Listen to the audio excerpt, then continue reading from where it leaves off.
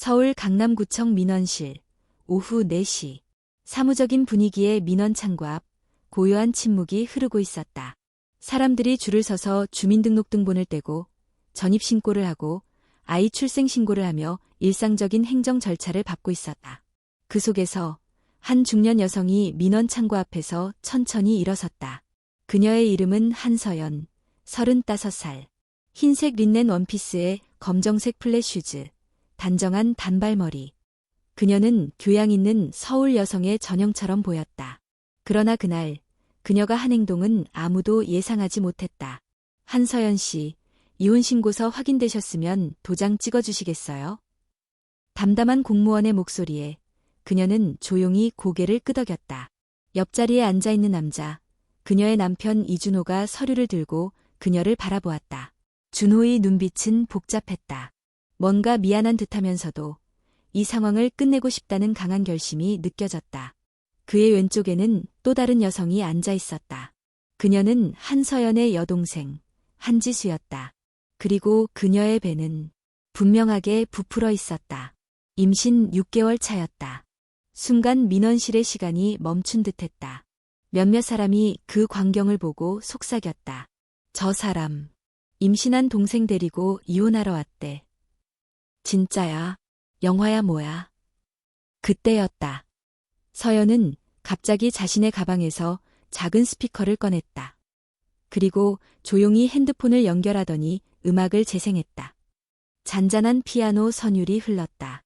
슈베르트의 세레나데였다. 모두의 눈이 그녀에게 쏠렸다. 그녀는 그 자리에서 천천히 손을 들었다. 그리고 그대로 춤을 추기 시작했다. 클래식 발레도 아니었고 재즈 댄스도 아니었다. 마치 모든 장르가 뒤섞인 자유로운 몸짓.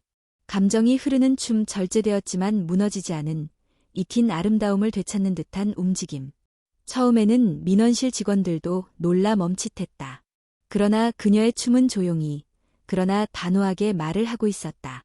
나는 더 이상 너희의 그림자가 아니다. 나는 상처를 품고도 무너지지 않았다. 나는 이제 나의 삶을 춘다. 준호는 멍하니 그녀를 바라봤다. 지수는 얼굴이 하얗게 질렸다. 그리고 그녀는 춤을 멈추고 천천히 민원 서류 위에 손을 얹었다. 가방에서 자신만의 인장을 꺼냈다. 그 인장은 고급스러운 자개 상자에 담겨 있었고 이에는 그녀의 이름 한서연이 정자로 새겨져 있었다. 도장을 찍기 직전 그녀는 고개를 들고 준호를 바라보았다. 축하해요. 당신이 원하던 삶을 드릴게요. 그러고는 도장을 조용히 단호하게 찍었다. 철컥하는 소리와 함께 그녀의 결혼 생활이 공식적으로 끝났다. 모두가 숨을 죽이고 바라보는 가운데 그녀는 마지막으로 동생을 바라봤다. 지수는 눈물을 흘리고 있었다. 그러나 그 눈물은 죄책감인지 두려움인지 아니면 억울함인지 알 수 없었다. 서연은 조용히 말했다.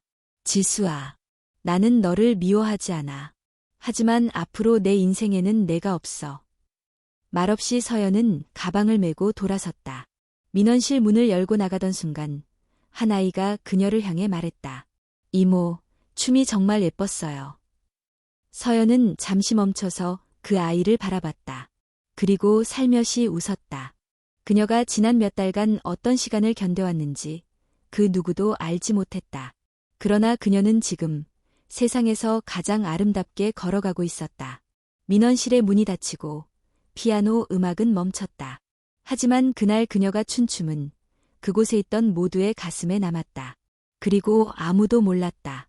그녀가 방금 도장을 찍은 그 순간 그녀의 뱃속에는 아주 작은 생명이 자라고 있다는 것을.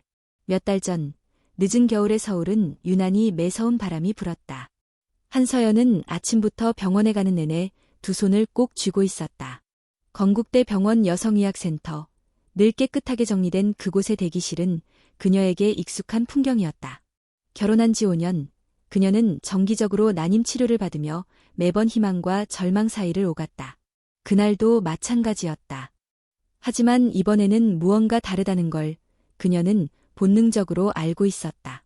기다리는 내내 손끝이 차가워졌고 왼쪽 가슴 안쪽이 뻐근하게 아팠다.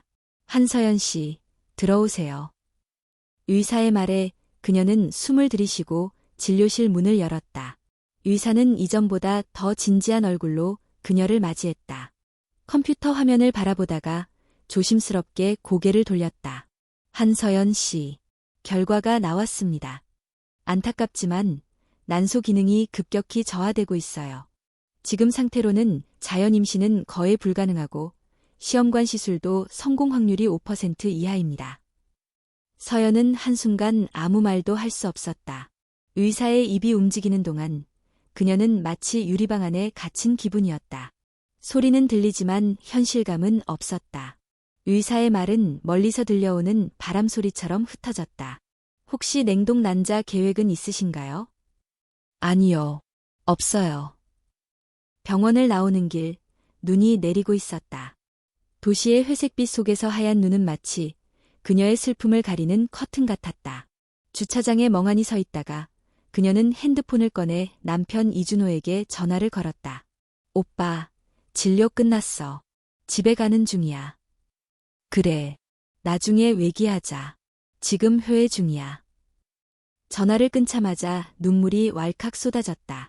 진료 결과보다 더 아팠던 건 준호의 반응이었다. 그는 걱정도, 위로도, 질문조차 하지 않았다. 그날 밤, 서연은 진단서를 식탁 위에 올려놓았다. 준호는 퇴근 후 고개를 숙인 채 진단서를 읽었다. 아무 말 없이 고개를 끄덕이더니 물 한 잔을 마셨다. 그래도 우리가 꼭 아이가 있어야 하는 건 아니잖아. 정말 그렇게 생각해? 뭐, 노력했잖아. 그 정도면 된 거지. 그의 말은 위로가 아니었다. 서연은 조용히 고개를 끄덕였지만 속으로는 명확히 느꼈다. 이 사람은 이미 마음이 멀어졌다. 아이가 아닌 그녀에게서. 그날 밤 그녀는 혼자 거실에서 와인을 마셨다. 흑백 사진처럼 두 사람의 결혼 생활도 색을 잃어가고 있었다. 며칠 뒤 서연은 산책을 나갔다가 공원에서 한 가족을 마주쳤다. 아버지가 딸을 업고 뛰고 있었고 엄마는 웃으며 사진을 찍고 있었다. 그 장면은 그녀의 가슴을 찢어 놓았다. 그날 밤 그녀는 오랜만에 일기장을 꺼냈다. 나는 무엇을 잃은 걸까? 아이, 아니면 나 자신. 글씨는 떨렸고 눈물 자국이 번졌다. 며칠이 지나고 준호는 평소보다 늦게 귀가했다. 팀원들이랑 회식 있었어. 늦었네. 그래, 피곤하다. 먼저 잘게.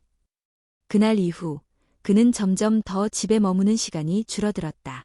회식이라는 핑계가 잦아졌고 핸드폰은 항상 뒤집혀 있었다. 서연은 의심을 하려고 하지 않았다.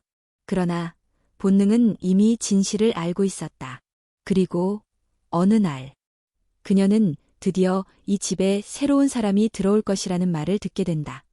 지수야, 지수가 한국에 들어왔대. 지수가? 갑자기 왜? 뉴욕에서 일하던 회사가 망했다더라. 당분간 우리 집에 지내게 해도 되지? 그래, 우리 집이니까. 그녀는 알고 있었다. 지수가 예전부터 준호를 좋아했었다는 것을. 그건 단순한 소녀의 짝사랑이 아니었다.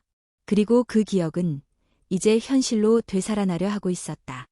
그러나 서연은 아무 말도 하지 않았다. 그녀는 다짐했다. 이번에는 감정적으로 행동하지 않겠다고. 슬픔과 분노를 춤으로 바꾸겠다고. 그녀는 아직 몰랐다. 그녀 안에 그 모든 고통을 끌어안고 피어날 또 하나의 생명이 자라고 있다는 것을.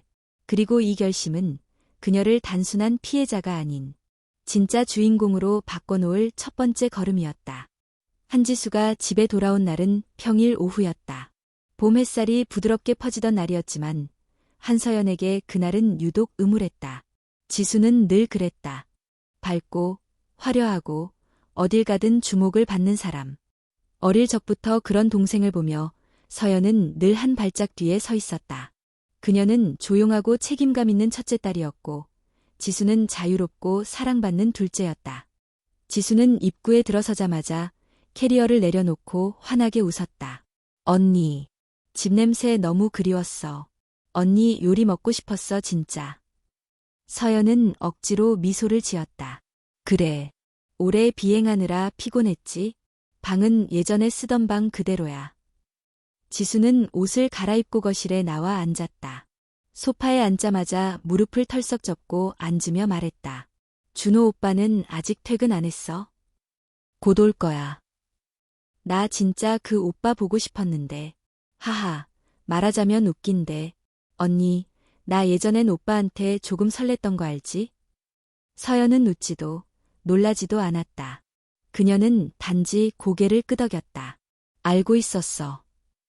지수는 눈을 크게 떴다. 진짜. 헐, 내가 그걸 티냈나? 창피해. 그러나 그녀의 눈빛은 전혀 창피해 보이지 않았다. 서연은 말없이 부엌으로 들어갔다. 칼로 채소를 썰면서도 지수의 목소리는 계속 들렸다. 근데 언니, 오빠는 여전히 멋지다. 말투도 다정하고 외모도 그대로고. 서연은 칼날이 도마를 치는 소리를 크게 내며 말했다. 지수아, 여기는 내가 쉬러 온 곳이야. 그 외에는 아무것도 아니야. 알았어, 언니. 그냥 하는 말이었어. 너무 예민하게 듣지 마. 며칠 뒤부터 집안의 공기는 조금씩 바뀌기 시작했다. 준호가 귀가할 때마다 지수와 함께 웃는 소리가 들렸다. 소파에 나란히 앉아 드라마를 보며 대화를 나누는 모습, 주방에서 함께 요리를 하는 모습. 서연은 마치 그 집의 제3자가 되어가는 듯한 느낌을 받았다. 어느 날 밤, 서연은 거실에서 책을 읽고 있었다. 지수는 화장실에 들어갔고, 준호는 아직 퇴근하지 않은 시간. 무심코 지수의 가방이 열린 것을 보게 되었다. 그 안에는 작은 검은색 노트가 있었고, 노트 옆에 끼워져 있던 사진 한 장이 흘러나왔다. 서연은 자신도 모르게 그 사진을 집어들었다. 사진은 초음파 사진이었다. 임신 7주차라고 쓰여 있었다. 날짜를 보니 자신이 병원에서 불임 진단을 받은 바로 며칠 후였다. 손끝이 떨렸다. 이건 단순한 사고가 아니었다. 이건 배신이었다. 그 순간 화장실 문이 열렸다. 지수가 나와 그녀를 보고 멈췄다. 언니, 그거. 아버지가 누구야? 언니. 대답해. 지수는 입술을 깨물더니 결국 고개를 끄덕였다. 준호 오빠야. 서연은 아무 말도 하지 않았다. 심장이 쿵 하고 내려앉는 느낌. 그러나 그녀는 울지도 소리를 지르지도 않았다. 언니는 아이를 못 낳잖아. 그런데 나는 할 수 있었어. 그게 그냥 언니보다 내가 먼저였던 거야. 사랑해서? 지수는 대답하지 못했다. 서연은 그 말이 더 아팠다. 사랑조차 아니었단 말인가. 그날 밤 준호가 돌아왔을 때 거실은 정적에 휩싸여 있었다. 지수는 자신의 방에 들어간 채 나오지 않았고 서연은 식탁에 앉아 있었다. 준호는 그녀의 눈을 피했다. 다 알았어. 서연아, 그게 아니라 뭐. 아이가 있어. 내 아이가. 내 동생 뱃속에. 그게 사실이잖아. 준호는 아무 말도 못했다. 그 역시도 변명할 말이 없다는 걸 알고 있었다. 서연은 그날 아무 말도 없이 자신의 방에 들어가 문을 잠갔다. 그리고 새벽 내내 울지 않았다. 대신 조용히 거울을 바라보았다. 거울 속 그녀의 얼굴은 낯설었다. 이게 내가 맞는가? 나는 지금 누구지? 이 결혼은 도대체 어떤 의미였나? 다음 날 그녀는 출근하지 않았다. 조용히 시청 근처의 법률사무소를 방문했고 이혼 절차에 대한 상담을 받았다. 그리고 며칠 후 혼자 발레학원에 등록했다. 그녀가 어릴 적 꿈꿨던 무대, 발레리나. 결혼 후 포기했던 꿈을 다시 꺼내들었다. 이제 그녀는 울지 않는다. 그녀는 싸우지도 않는다. 그녀는 춤출 것이다. 자신의 방식으로 이 삶과 마주하기 위해. 한서연은 하루하루를 기계처럼 살았다. 아침에 일어나면 물을 끓이고 밥솥을 열어 흰쌀밥을 푸고 도시락을 싸는 흉내를 냈다. 그러나 실제로 누구를 위해 도시락을 준비하는 일은 이제 사라졌다. 준호도 지수도 더 이상 그녀의 식탁에 앉지 않았다. 그들은 각자의 방식으로 이 집에 머물렀지만 이 집은 더 이상 그녀의 공간이 아니었다. 서연은 주방을 지나쳐 작은 방으로 향했다. 그 방은 어릴 적 자신과 지수가 함께 쓰던 방이었다. 낡은 책장 한쪽엔 오래된 상자가 있었다. 그녀는 조심스럽게 상자를 꺼내 책상 위에 올려놓았다. 하얀 먼지를 털고 상자를 열자 오래된 일기장과 편지들이 나왔다. 그리고 사진 한 장. 고등학교 졸업식 날 찍은 가족 사진이었다. 그 사진 속엔 아버지, 어머니, 서연, 그리고 지수가 서 있었다. 그러나 시선이 자연스럽게 이끌린 곳은 가운데 서 있는 이준호였다. 그때 이준호는 지수와 같은 학교 선배였고 서연보다 2살 위였다. 가족과 가까운 사이였고 자주 놀러왔으며 어머니는 그를 미래의 사위라며 농담처럼 떠들었다. 서연이 먼저 준호에게 마음을 고백한 날, 지수는 아무 말 없이 웃었다. 그 미소가 오래도록 서연의 기억에 남았다. 그 후 서연은 준호와 천천히 연애를 시작했고 결국 결혼에 골인했다.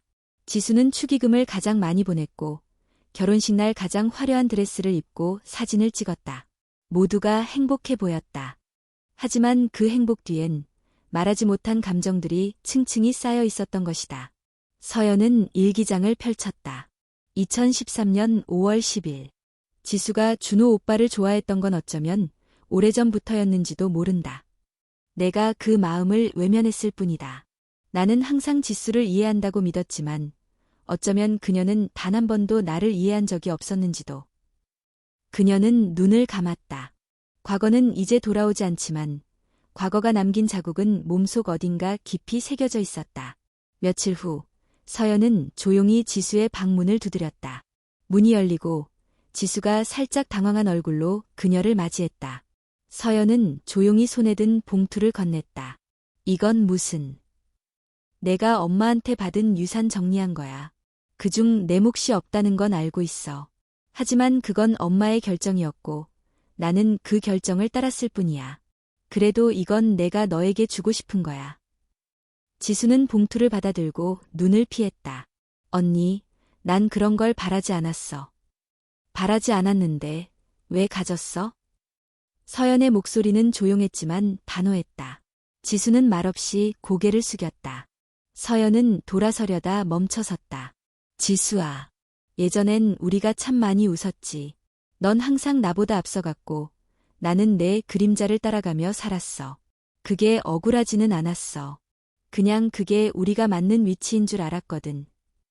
지수는 눈물을 참으려는 듯 입술을 깨물었다. 서연은 문 앞에 서서 마지막 말을 남겼다. 하지만 내가 내 그림자를 밟고 선 순간 우리 사이는 끝난 거야. 그날 밤 서연은 발레 학원에서 늦게까지 연습했다. 거울 앞에서 반복된 동작, 발끝으로 일어서는 고통, 땀이 흐르는 피부. 그 모든 것이 그녀를 살아있게 만들었다. 잘하고 계세요. 젊은 강사가 그녀에게 말을 건넸다. 몸의 균형이 많이 좋아졌어요. 예전에는 중심이 흔들렸는데 지금은 굳건해요. 서연은 그 말을 듣고 웃었다. 자신도 느끼고 있었다. 몸이 흔들리지 않으면 마음도 흔들리지 않는다. 집으로 돌아오는 길, 봄비가 내렸다. 우산 없이 걷는 그녀의 어깨 위로 빗방울이 떨어졌지만 그녀는 피하지 않았다. 차가운 빗속에서조차 마음 한구석이 따뜻했다. 그리고 그녀는 처음으로 생각했다. 나는 다시 시작할 수 있다. 지금 이 순간 그녀는 과거를 정리하고 있었다. 사진도, 일기장도, 기억도 모두 제자리에 두었다. 그리고 앞으로 그녀는 더 이상 그림자가 아닌 빛을 향해 나아갈 사람이 되기로 마음먹었다. 한서연은 더 이상 흔들리지 않았다. 아침이면 정해진 시간에 일어나 창문을 열고 깊게 숨을 들이쉬었다. 몸을 풀고 간단한 아침을 차려 자신을 위해 밥을 지었다. 거실에 함께 앉아있던 시절은 끝났고 이제는 혼자만의 식탁이 익숙해졌다. 지수와 준호는 여전히 같은 공간에 살고 있었지만 그들의 존재는 이제 더 이상 서연의 일상에 영향을 주지 않았다. 그녀는 말이 줄었고 그들은 눈치를 보기 시작했다. 어느 날 저녁 지수가 말을 걸었다. 언니, 요즘엔 발레 어때? 좋아. 짧고 간결한 대답이었다. 지수는 한참 망설이다가 조심스럽게 말했다. 혹시 병원은 다시 가봤어? 서연은 숟가락을 내려놓고 지수를 바라보았다. 에이, 걱정돼서? 아니, 그게 아니라 그냥 혹시. 걱정이라면 너랑 준호가 더 필요할걸. 그 말에 지수는 더 이상 아무 말도 하지 못했다. 서연은 다시 조용히 밥을 먹었다. 그날 밤 그녀는 책상 서랍 깊은 곳에 있던 작은 녹음기를 꺼냈다. 그것은 몇 주 전 지수가 몰래 전화통화를 하던 장면을 들으며 의심이 생겨 설치했던 장치였다. 녹음 파일을 재생하자 익숙한 지수의 목소리가 흘러나왔다. 그냥 좀 더 기다려봐. 언니가 이혼만 하면 다 해결될 거야. 오빠도 말했잖아. 집 문제만 정리되면 우리 같이 살 수 있다고. 애만 낳고 나면 엄마도 더 이상 반대 못 하실 거야. 침묵. 그리고 또 다른 여자 목소리. 너 진짜 괜찮겠어? 연니한테 너무한 거 아니야? 난 언니가 가진 걸 가져오는 거야. 그건 원래 내 거였어. 나한테 맞는 사람은 준호 오빠야. 서연은 눈을 감았다. 무거운 진실이 그녀의 가슴을 짓눌렀지만 이상하게도 슬프지 않았다. 오히려 담담했다. 왜냐하면 그녀는 이미 이 모든 걸 예상하고 있었기 때문이다. 그저 이제 증거가 생겼을 뿐이다. 며칠 후 서연은 그 녹음 파일을 USB에 담아 서류와 함께 봉투에 넣었다. 그리고 서초동에 있는 법률사무소로 향했다. 그곳에서 그녀는 변호사에게 상황을 자세히 설명했다. 상대방이 동생입니다. 남편과 불륜 관계였고 현재 임신 중입니다. 증거도 있습니다. 변호사는 놀라움을 감추지 못했지만 곧 침착하게 대응 방법을 제시했다. 부정행위에 대한 명확한 증거가 있으므로 이자료 청구와 재산 분할 협상에 있어서도 유리합니다. 동생이라는 관계가 오히려 도덕적 책임을 크게 묻는 요인이 되겠네요. 서연은 고개를 끄덕였다. 그녀는 어떤 복수도 분노도 표현하지 않았다. 하지만 그녀의 눈빛은 명확했다. 이제 침묵 속에서 진실이 드러날 시간이었기 때문이다. 그날 밤 서연은 거실 한가운데에서 발레복을 입고 섰다. 지수와 준호가 외출 중인 틈을 타 그녀는 홀로 음악을 켰다. 차이콥스키의 백조의 호수 중 느린 아다지오 파트. 몸을 천천히 휘감는 선율에 맞춰 그녀는 거실을 무대로 삼아 움직였다. 그 순간 그녀의 눈에는 눈물이 맺혔지만 흘러내리지는 않았다. 그것은 슬픔의 눈물이 아니라 견딤의 증거였다. 그녀는 누구보다도 강하게 살아남고 있었고 누구보다도 단단하게 자신을 다듬고 있었다. 다음 날 아침 준호가 먼저 집을 나섰다. 그는 예전처럼 출근길에 아무 말도 하지 않았다. 지수는 주방에서 커피를 마시며 앉아 있었고 서연은 무표정한 얼굴로 가방을 챙겼다. 언니, 오늘 병원 가. 서연은 그녀를 바라보며 조용히 말했다. 응, 진료 결과 나오는 날이야. 지수는 아무 대답도 하지 않았다. 병원에서 서연은 다시 진료실에 앉아 있었다. 의사는 이전과 다른 표정을 지으며 그녀를 바라보았다. 한서연 씨, 예상외의 결과가 나왔어요. 자연 임신 가능성은 낮다고 했지만 혈액 검사상 현재 임신 4주 차입니다. 서연은 숨을 들이켰다. 이해할 수 없었다. 믿기지도 않았다. 그녀는 한참을 침묵하다가 물었다. 정말인가요? 네, 정확합니다. 초기라 불안정하지만 가능성은 분명히 존재합니다. 그녀는 병원을 나서며 하늘을 바라보았다. 봄비이 따뜻하게 내려앉는 거리. 그녀는 조용히 미소 지었다. 자연스레 배에 손이 갔다. 작은 생명, 조용하지만 분명히 존재하는 그 기적이 그녀의 안에 있었다. 그날 밤 서연은 아무에게도 이 사실을 말하지 않았다. 심지어 거울 앞에 선 자신에게도 소리내어 말하지 않았다. 하지만 그녀의 눈빛은 바뀌어 있었다. 더 이상 희생자도 피해자도 아닌 한 명의 엄마로서, 한 명의 여자로서 자신의 삶을 지키려는 사람이 되어 있었다. 그날 이후 한서연은 자신 안에서 무언가가 변화하고 있다는 걸 매일같이 느꼈다. 그것은 단지 아기 때문이 아니었다. 그녀는 처음으로 자신의 이름을 자기 손으로 붙잡고 지켜야 할 이유를 찾은 것이다. 삶의 무게를 타인의 시선이나 가족의 기대, 결혼이라는 틀에 억지로 얹지 않고 온전히 자기 자신으로 살아가겠다는 감각이 피와 살로 다가왔다. 그녀는 결심했다. 더는 이 상황을 끌지 않겠다고. 그리고 그 끝맺음은 누구도 아닌 자신이 선택한 방식으로 하겠다고. 서연은 어느 주말 아침 오래전 어머니의 수첩 속에 적혀있던 도장 가게를 찾았다. 종로 3가 종묘 근처의 작은 골목길. 좁은 간판엔 한지공예 인장공방이라고 적혀 있었고 들어서자 나무향이 은은하게 퍼졌다. 노인이 조용히 앉아 있었다. 무슨 도장을 원하십니까? 서연은 대답했다. 제 이름으로 된 단 하나뿐인 도장이요. 제가 저 자신에게 줄 인장이에요. 노인은 서연의 손을 가만히 들여다봤다. 그녀의 손엔 발레로 다져진 힘과 세월의 흔적이 섞여 있었다. 그럼 나무로 합시다. 살구나무.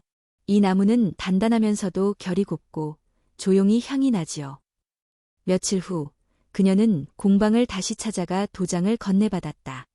작은 자개 상자에 담긴 도장에는 정자체로 한서연이라는 이름이 새겨져 있었다. 그 도장을 손에 들고 있는 순간 그녀는 처음으로 결혼식에서 받았던 반지보다 더 묵직한 감정을 느꼈다. 이건 타인이 준 것이 아닌 내가 나에게 준 이름의 증표였다. 그날 밤 그녀는 침실 문을 닫고 불을 끈 채 스스로에게 속삭였다. 너는 이제 너 자신으로 살아가야 해. 며칠 뒤 그녀는 서울가정법원에 제출할 최종 이혼 서류를 정리했다. 변호사에게 녹음 파일과 법적 서류, 재산 분할 관련 자료를 모두 전달했고 법률적으로도 압도적으로 우위를 점하고 있었다. 준호가 아무리 변명하고 빠져나가려 해도 지수와의 불륜 증거는 명확했고 게다가 서연은 임신 사실을 여전히 감추고 있었다. 그것은 그녀의 카드이자 마지막 자존심이었다. 이 아이는 그녀 혼자서도 지킬 수 있었고 누구에게도 설명할 필요는 없었다. 그 아이는 상처에서 태어난 존재가 아니라 상처를 이겨낸 그녀가 얻은 하나의 기적이었다. 이혼 날짜가 정해졌다. 강남구청 민원실, 평일 오후 4시. 그녀는 조용히 손톱을 정리하고 새하얀 셔츠를 다려 입었다. 스커트 대신 평소 입지 않던 하늘색 원피스를 골랐다. 그리고 목에 얇은 스카프를 둘렀다. 그녀는 화장을 진하게 하지 않았다. 오히려 그날은 화장이 필요 없었다. 스스로 다져온 감정이 그녀의 눈과 입술에 묻어 있었기 때문이다. 강이 남은 눈에, 부드러움은 걸음에, 고요한 결심은 손끝에 남아 있었다. 구청에 도착했을 때 준호와 지수는 이미 와 있었다. 준호는 시선을 피했고 지수는 입술을 깨문 채 조용히 앉아 있었다. 서연은 아무 말 없이 옆자리에 앉았다. 민원 창구 직원이 말했다. 한서연 씨, 이준호 씨, 두 분의 이혼 신고서가 접수되었습니다. 양측의 도장이 찍히는 즉시 법적으로 효력이 발생합니다. 서연은 가방에서 상자를 꺼냈다. 도장을 여러 책상 위에 올려놓고 천천히 꺼냈다. 준호는 그 순간 고개를 들었고 지수도 눈을 크게 떴다. 그 도장은 평범한 것이 아니었다. 나무 결이 아름답고 세련된 자개 상자에 담긴 마치 의식처럼 준비된 상징이었다. 서연은 도장을 꾹 눌렀다. 서류 위에 한서연이라는 이름이 선명히 찍혔다. 직원이 말했다. 확인되었습니다. 이혼은 효력이 발생했습니다. 순간 모든 소리가 멈춘 듯했다. 그때 서연은 핸드폰을 꺼내 작은 스피커를 연결했다. 그리고 한 곡의 음악을 틀었다. 쇼팽의 녹턴이 구청 민원실을 조용히 채웠다. 그리고 그녀는 조용히 일어섰다. 작은 동작부터 시작했다. 허리를 살짝 굽히고 손을 올려 하늘을 향해 뻗었다. 발끝을 모으고 두 눈을 감은 채 음악에 몸을 맡겼다. 그곳은 무대가 아니었지만 그녀에겐 더 이상 무대가 필요하지 않았다. 그녀는 춤으로 마지막 인사를 하고 있었다. 자신에게, 그리고 과거에게. 누구도 말리지 않았다. 공무원조차도 침묵했고 다른 민원인들은 숨을 죽였다. 지수는 입을 다문 채 울고 있었고 준호는 손으로 얼굴을 감췄다. 서연은 음악이 끝나기 전 마지막 동작으로 몸을 낮췄다. 그리고 천천히 일어섰다. 가방을 들고 돌아서며 말했다. 이건 끝이 아니라 나의 시작이야. 문을 나서며 그녀는 마지막으로 고개를 돌렸다. 준호와 눈이 마주쳤다. 그의 눈에는 후회와 공허함, 그리고 두려움이 담겨 있었다. 서연은 천천히 말했다. 나 임신했어. 하지만 당신은 이 아이의 아버지가 될 자격 없어. 그러니 이름을 기억하지 마. 이제 나는 나로 살 거야. 그 말을 끝으로 그녀는 돌아서 걸었다.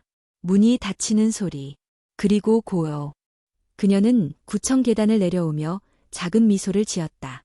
봄바람이 불었다. 새 생명이 자라는 배를 감싸며 그녀는 생각했다. 드디어 나에게 온 삶이 시작된다. 이혼 절차가 마무리되고 한 달이 지났다. 서연은 이제 혼자였다. 그러나 그 고독은 슬픔이 아닌 평온함이었다. 그녀는 매일 새벽 발레 연습실로 향했다. 가장 먼저 도착하고 가장 늦게까지 남았다. 음악과 거울, 그리고 움직이는 자신의 몸만이 존재하는 공간. 그곳은 고통의 기억을 지우고 다시 자신을 발견하는 시간이었다. 연습을 마치고 나면 근처 카페에 들렀다. 따뜻한 허브티를 마시며 그녀는 조용히 일기를 썼다. 어느 날 일기장 한쪽 귀퉁이에 적었다. 나는 오늘도 견딘다. 하지만 견딘다는 건 살아낸다는 뜻이기도 하다. 한편 준호는 새로운 삶을 시작하지 못하고 있었다. 서연과의 이혼 이후 회사에 소문이 돌기 시작했고 인사부장이던 그는 결국 자리를 잃었다. 그가 떠난 뒤 지수는 홀로 병원 진료를 다녔고 갈수록 예민해졌다. 그녀의 임신은 순탄치 않았다. 스트레스와 죄책감, 그리고 주변의 싸늘한 시선이 그녀를 잠식했다. 의사는 안정을 권했지만 지수는 오히려 불안정해졌다.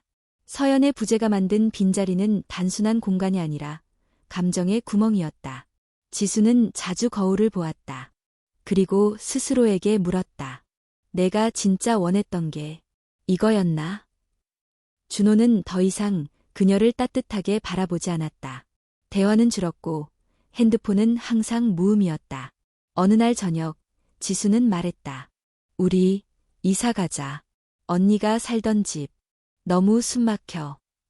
준호는 대답하지 않았다. 그저 소파에 앉아 맥주캔을 열었다.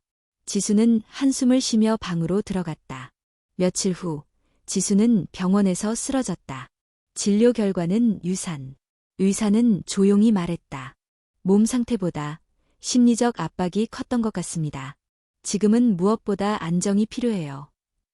지수는 병원 침대에 누워 눈을 감았다. 귀를 막고 싶었지만 내면에서 울리는 서연의 목소리가 들려왔다. 이 아이는 내가 가질 수 있는 게 아니야. 눈물이 흘렀다. 그건 상실의 눈물이기도 했지만 늦은 후회의 눈물이기도 했다. 그녀는 알고 있었다. 자신이 잃은 것은 단지 아이가 아니라 자매의 관계, 인간으로서의 도리, 그리고 자신이었다는 것을.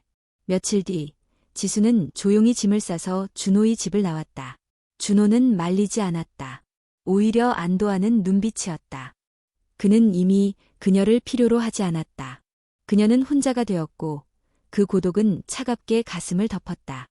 지수는 오래전 친구의 도움을 받아 작은 원룸에 들어갔다.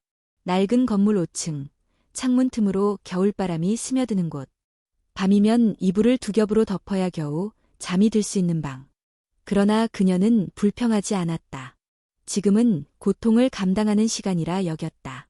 한편 서연은 발레 교습소를 열 준비를 하고 있었다. 홍대 근처의 작은 공간. 예전 무용을 했던 친구의 소개로 저렴하게 임대한 곳이었다. 아이들을 위한 주말 발레 클래스, 직장인을 위한 힐링 스트레칭 반 등. 그녀는 하나하나 직접 커리큘럼을 만들었다. 오프닝 날, 그녀는 조심스럽게 문을 열고 간판을 붙였다. 연 무용 스튜디오. 그 순간 그녀는 다시 태어났다는 걸 느꼈다. 이제 더 이상 누군가의 아내나 누군가의 언니가 아닌 그저 한서연이라는 이름의 사람으로 살아가는 것. 첫 수업날 초등학생 3명이 찾아왔다. 처음엔 수줍어하던 아이들이 점점 몸을 풀고 웃음을 터뜨릴 때 서연도 같이 웃었다. 그 웃음은 오랜만에 그녀의 입가에 머문 진심이었다. 수업이 끝난 뒤 서연은 거울 앞에 서서 배를 쓰다듬었다. 아이는 아직 작았지만 분명히 자라고 있었다. 그녀는 조용히 말했다. 엄마는 괜찮아. 우린 잘 살아갈 거야. 그날 밤, 지수는 우연히 SNS에서 연 무용 스튜디오의 개업 소식을 보았다. 사진 속 서연은 웃고 있었다. 하얀 발레복을 입고 아이들과 함께 선 그녀의 모습은 과거의 언니가 아닌 전혀 새로운 사람처럼 보였다. 지수는 핸드폰을 내려놓고 한참을 침묵했다. 그리고 속삭였다. 언니, 정말 미안해. 그 말은 아무도 듣지 못했다. 하지만 어쩌면 바람을 타고 어딘가로 흘러갔을지도 몰랐다. 연 무용 스튜디오가 문을 연 지 2달째 되던 날, 한서연은 법원에서 연락을 받았다. 이준호 측에서 이혼과 관련된 재산 분할에 대해 재심 청구를 신청했다는 통보였다. 그는 예상보다 훨씬 뻔뻔했고 이미 끝난 것을 다시 흔들려 하고 있었다. 변호사는 통화를 마친 후 그녀에게 조용히 말했다. 그가 주장하는 내용은 명확합니다. 이혼 당시 당신이 임신 중이라는 사실을 숨겼고 따라서 자녀의 부친으로서 권리를 주장할 수 없었다는 점입니다. 또한 고의적 재산은닉 가능성도 언급하고 있습니다. 서연은 침묵했다. 처음부터 그녀는 그에게 이 아이를 알릴 생각이 없었다. 그는 이미 가족이 아니었고 이 아이의 아버지가 될 자격도 없었다. 하지만 지금 그는 법이라는 이름을 빌려 다시 그녀의 인생에 개입하려 했다. 며칠 후 서연은 법정에 출석했다. 재심은 비공개로 진행되었고 그녀와 준호, 양측의 변호사만이 참석한 자리였다. 준호는 피곤한 얼굴로 나타났지만 눈빛은 여전히 고집스러웠다. 그의 변호사는 단호하게 말했다. 피고 측은 이 아이가 원고의 친자일 가능성을 배제할 수 없으며 이에 따른 양육권 및 재산 분할에 대한 재검토를 요청합니다. 서연의 변호사는 준비해온 서류를 꺼내 책상에 펼쳤다. 원고는 임신 사실을 일부러 숨긴 것이 아닙니다. 그 시점에서 아이의 존재는 확인되지 않았으며 법적으로 고지 의무 또한 없었습니다. 게다가 피고 측은 불륜 사실로 인해 이혼에 대한 책임이 분명하며 아이에 대한 법적 부권은 인정받기 어렵습니다. 서연은 그 말을 들으며 조용히 고개를 들었다. 준호와 눈이 마주쳤다. 그는 그 시선에서 여전히 무언가를 원하고 있었다. 그것이 후회인지, 미련인지, 소유욕인지 알 수 없었다. 그러나 서연은 더 이상 해석하려 하지 않았다. 그녀에게는 설명도, 설득도, 용서도 필요하지 않았다. 재판이 끝나고 법원은 양측의 중재안을 제시했다. 아이의 출생 후 친자 확인 가능성은 법적으로 열려 있으나 현재로서는 서연이 단독 양육권을 가지며 이준호는 아이에 대한 법적 권리를 주장하지 않겠다는 내용의 합의서를 작성하게 되었다. 준호는 침묵 끝에 서명했다. 그 순간 서연은 아주 조용히 숨을 내쉬었다. 무언가 마침내 끝났다는 확신이 그 숨결 안에 담겨 있었다. 그녀는 법원을 나와 바로 연습실로 향했다. 그날은 특별한 수업이 없던 날이었지만 그녀는 음악을 틀고 천천히 몸을 풀었다. 피아노 선율이 울리고 그녀는 거울 앞에서 자신과 마주했다. 그리고 조용히 춤을 추기 시작했다. 그 춤은 누군가에게 보여주기 위한 것이 아니었다. 감정을 풀기 위한 것도 아니었다. 그녀 자신에게 바치는 춤. 이제껏 살아온 상처의 역사에 바치는 춤이었다. 그녀는 발끝으로 일어서며 눈을 감았다. 배 속에서 아이가 작게 움직였다. 그 따뜻한 느낌은 그녀에게 다시 한번 말해주고 있었다. 넌 혼자가 아니야. 며칠 후 스튜디오에는 뜻밖의 손님이 찾아왔다. 지수였다. 그녀는 평소보다 야윈 얼굴로 문 앞에 서 있었다. 서연은 놀라지 않았다. 오히려 예감하고 있었다는 듯 차분하게 문을 열었다. 지수는 손에 작은 상자를 들고 있었다. 그 상자 안에는 은색 목걸이 하나가 들어 있었다. 그것은 두 자매가 어릴 적 함께 맞춘 펜던트였다.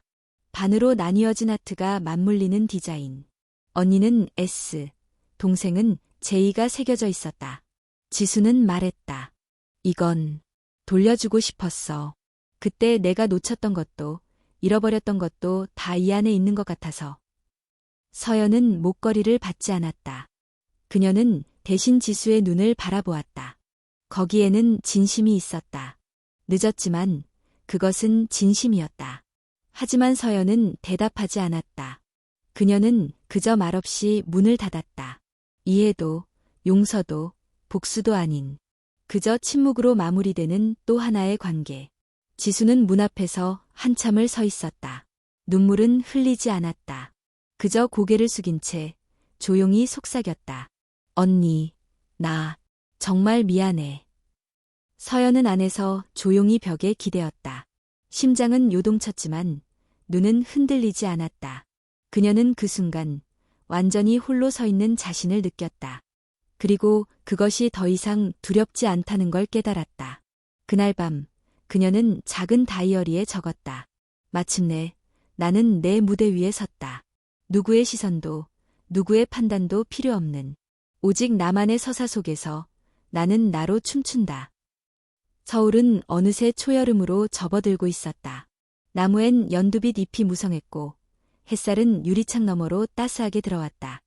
연 무용 스튜디오의 창문을 닦으며 한서연은 조용히 음악을 틀었다. 아이들과의 수업이 시작되기 전 하루 중 가장 고요한 시간이 그녀에겐 가장 소중했다. 배는 제법 불러 있었다. 움직일 때마다 중심을 잡기가 조금 더 어려웠지만 그녀는 익숙해지고 있었다.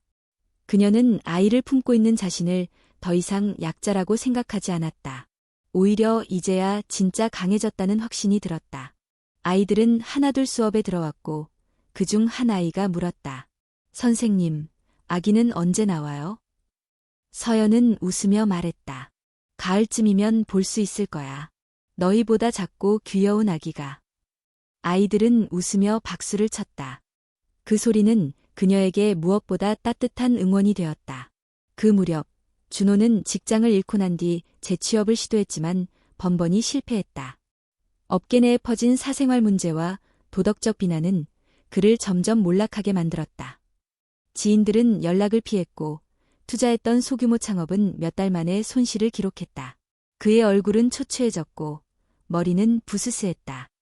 어느 날 그는 술에 취한 채 서연의 무용 스튜디오 근처를 서성였다.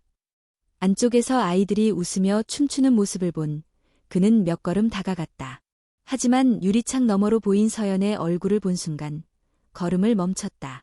그녀는 너무도 달라져 있었다. 예전의 한서연은 조용하고 순종적이었다. 항상 남의 기분을 먼저 살피던 여자였다. 하지만 지금의 그녀는 단단했다. 그녀의 눈빛은 두려움이 아닌 확신으로 가득했고 몸짓 하나하나에는 자신의 삶을 지켜낸 사람만이 가질 수 있는 균형이 있었다. 준호는 문을 두드릴 용기를 내지 못한 채 조용히 돌아섰다. 그는 이제 그녀의 세계에 설 자격이 없다는 것을 누구보다 잘 알고 있었다. 반면 지수는 여전히 원룸에서 혼자 지내고 있었다. 그녀는 유산 이후 극심한 불면과 식욕 저하로 병원을 들락날락했고 심리 상담도 몇 차례 받았지만 쉽게 나아지지 않았다. 한밤중 그녀는 자주 과거의 기억 속을 헤맸다. 언니와 함께 뛰놀던 어린 시절, 언니의 생일날 몰래 만든 초콜릿 케이크, 그리고 언니의 결혼식 날, 그림자처럼 뒤에 서서 미소 지었던 자신. 지수는 자신이 어디서부터 어긋났는지 알고 있었다. 준호를 사랑한 것이 잘못이었는지, 아니면 언니에게서 가져온 모든 것들이 진짜 자신의 것이 될 수 있을 거라 착각한 그 순간부터였는지. 지금 와선 무의미한 반성일지도 몰랐다. 하지만 그녀는 매일 그 반성을 삼키며 하루를 버텼다. 그러던 어느 날 그녀는 택배 상자를 하나 받았다. 보낸 사람은 적혀 있지 않았다. 상자 안엔 흰색 편지 봉투 하나와 오래된 책 한 권이 들어있었다. 책은 발레 이론서였고 표지 안쪽에는 손글씨로 이렇게 적혀 있었다. 그림자였다고 생각했지만 그림자도 빛이 있어야 존재하는 거야. 너도 언젠가 너만의 빛을 찾길. 그 순간 지수는 오열했다. 누가 보냈는지는 말하지 않아도 알 수 있었다. 서연이었다. 서연은 결코 지수를 용서했다고 말하지 않았지만 그녀는 가장 깊은 방식으로 지수를 놓아주고 있었다. 용서는 말로 하는 것이 아니라 마음의 자리를 비워주는 것이란 걸. 지수는 그제야 깨달았다. 며칠 후 서연은 병원에서 정기검진을 받았다. 의사는 웃으며 말했다. 아기 아주 건강하게 자라고 있어요. 출산일도 거의 정확히 가을이 될 겁니다. 서연은 조용히 미소 지었다. 그녀는 이미 엄마가 되어 있었고 앞으로 무엇이든 견딜 준비가 되어 있었다. 병원에서 나와 스튜디오로 가는 길. 그녀는 한참을 하늘을 올려다보았다. 흰 구름이 흐르고 바람이 불었다. 그녀는 가볍게 숨을 들이쉬며 생각했다. 모든 걸 잃은 줄 알았지만 사실 나는 내 삶을 되찾았을 뿐이었다. 그리고 그 삶은 비로소 그녀의 것이었다. 가을이 왔다. 도시의 나무들은 하나둘씩 색을 달리했고 한서연의 스튜디오 창가에도 노란 은행잎이 수북히 쌓이기 시작했다. 창문을 여는 순간마다 차가운 바람이 불어와 그녀는 가만히 배를 감싸며 천천히 숨을 들이쉬곤 했다. 출산 예정일은 바로 다음 주였다. 몸은 무겁고 밤잠도 쉽지 않았지만 그녀는 이전보다 훨씬 단단한 마음을 가지고 있었다. 매일 아침 거울 앞에서 스스로에게 인사하며 시작하는 하루. 오늘도 괜찮아. 나는 충분히 잘하고 있어. 스튜디오는 여전히 바쁘게 돌아갔다. 그녀는 임시로 젊은 강사를 한 명 고용해 아이들과의 수업을 맡기고 자신은 주로 행정과 상담을 도왔다. 아이들은 여전히 그녀를 서연 선생님이라고 부르며 하루에도 몇 번씩 배에다 인사를 했다. 선생님 아기, 안녕. 그럴 때마다 그녀는 조용히 웃었다. 그 웃음 속엔 모든 고통을 견딘 사람만이 지을 수 있는 따뜻함이 있었다. 그 즈음 예상하지 못한 방문객이 찾아왔다. 지수였다. 그녀는 전보다 훨씬 깔끔한 모습이었고 예전과는 다른 조용한 태도로 스튜디오 문을 열었다. 서연은 그녀를 보고 놀라지 않았다. 지수는 작게 인사했다. 잠깐 볼 수 있을까? 서연은 고개를 끄덕이며 안으로 들어오라고 손짓했다. 조용한 상담실에 둘은 마주 앉았다. 지수는 한참을 말없이 있다가 조심스레 작은 종이봉투 하나를 내밀었다. 미국에서 지원 가능한 예술재단 프로그램이야. 언니 스튜디오 같은 사회적 예술 공간에 후원 신청하면 장비나 리모델링 비용 일부를 지원받을 수 있대. 도움이 될까 해서. 서연은 봉투를 받아 조용히 내려다보았다. 지수는 말을 이었다. 언니, 나는 언니의 용서를 바랄 자격이 없어. 하지만 그래도 언니가 살아가는 방식이 누군가의 희망이 된다는 걸 이제야 알 것 같아. 그 말에 서연은 잠시 고개를 숙였다가 천천히 입을 열었다. 나는 이제 용서라는 말이 누굴 위해 존재하는지 잘 모르겠어. 하지만 내가 다시 내 삶을 살아간다면 그걸로 충분하다고 생각해. 지수는 눈물이 맺힌 눈으로 고개를 끄덕였다. 둘은 아무 말 없이 잠시 마주 앉아 있었다. 그리고 그 짧은 침묵은 오래도록 이어진 상처를 조금이나마 덮어주는 시간이 되었다. 며칠 뒤 서연은 갑작스러운 진통으로 병원에 실려갔다. 그녀는 당황하지 않았다.